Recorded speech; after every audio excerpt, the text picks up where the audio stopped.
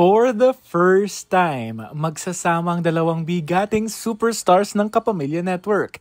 Isa na nga dyan syempre ang pagbabalik dreamscape ni Asia's superstar na si Catherine Bernardo at pagbabalik serye niya sa telebisyon.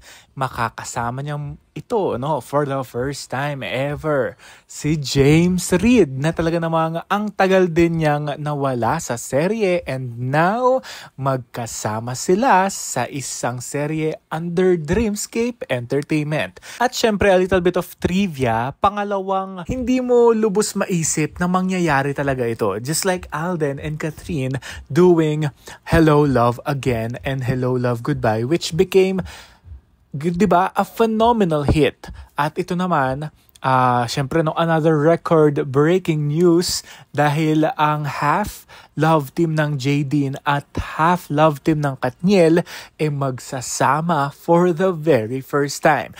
Wala pa tayong alam kung ano nga ba magiging tema ng kanilang serye at ano ang magiging titulo nito, pero based sa pictorial, mukhang light ang kanilang serye at may pagka-romantic drama or comedy. We'll never know, no?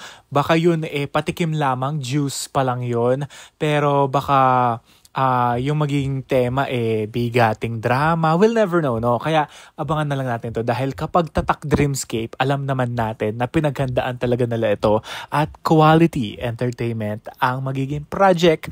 At syempre, inapprove ito ni Catherine and James, no? So, it's, something to look forward to. So, hopefully, this year din ito ipapalabas. Kayo guys, excited na ba kayo sa first ever tambalan nila?